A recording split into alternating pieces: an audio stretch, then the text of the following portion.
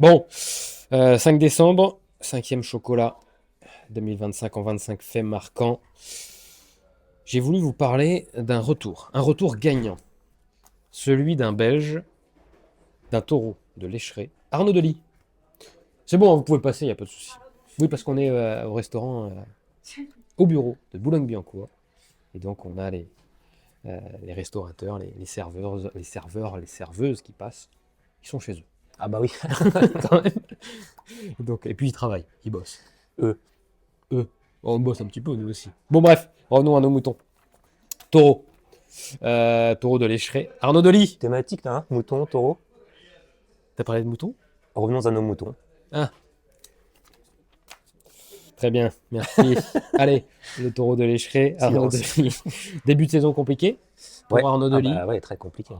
Et pourtant, derrière, ça a performé. Saison compliquée jusqu'à cet abandon sur Gand-Wevelgem, suite à laquelle il a coupé 4-5 jours son vélo pour Arnaud Delis, avant de ne pas mettre un dossard pendant quasiment 2 mois, et de revenir à la compétition avec un retour gagnant, que ce soit sur le Tour du Benelux, ça m'a marqué, avec un très bon Tour de France aussi. C'est un des faits marquants, hein. J'ai l'impression quand même Arnaud Delis, son comeback. Ouais, bah déjà, c'est un coureur. En tout cas, moi, je l'apprécie énormément. Je pense que je suis pas le seul. On aime aussi son franc-parler. Et puis bon, il est un peu français, il parle français. Je rigole.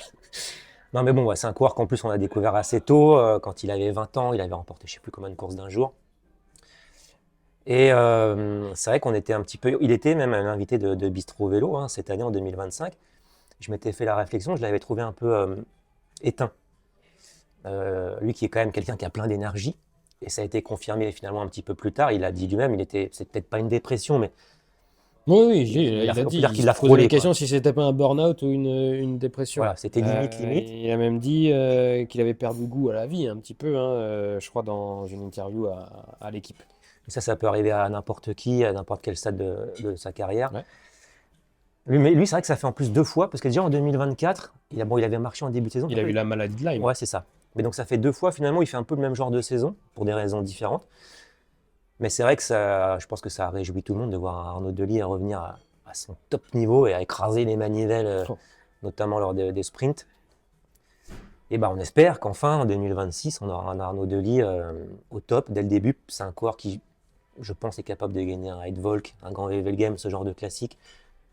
Pas Paris-Roubaix au Tour des Flandres pour l'instant, la marche est un petit peu haute, mais déjà, ne serait-ce que ces courses-là, s'il pouvait les gagner une étape du Tour de France, pourquoi pas, il tourne un peu autour depuis 2 ans. Mais c'est vrai que déjà, on a retrouvé un Arnaud Delis qui a de l'énergie, qui a la patate, qui est dans les interviews, qui est comme avant, de bonne humeur, etc. Et ça, déjà, c'était le premier cap à franchir. Et puis derrière, sur le vélo, notamment sur le Tour de France, hein, où il a été quand même assez Ouais, bon. un podium, je crois. Il fait 3 Ouais, il a étapes. fait des places par-ci, par-là. Ouais, Mais en tout cas, plusieurs top 5. il était acteur, quoi. Et donc, on va lui souhaiter allez, une semi-classique belge et une étape du Tour l'an prochain. Il a gagné, il me semble, je crois que c'est la toute première fois de sa carrière qu'il gagne un classement général C'est vrai. avec le Tour du Benelux, On se le souvient, René 8 Tours, où il s'est... avec Mathieu Van Der Ah Poel, ouais, c'était c'était incroyable. magnifique. Ça aurait pu être un fait marquant d'ailleurs, c'est ce René 8 Tours là. C'est dans le vieux Quarmont, je crois. Je crois. Enfin, le début du vieux Quarmont là, où ils se mettent Ouais. des mines et ils s'accrochent. Il est là, c'est même lui, je crois, qui contre Van Der Poel à un moment donné, qui fait mal à Mathieu Van Der Poel.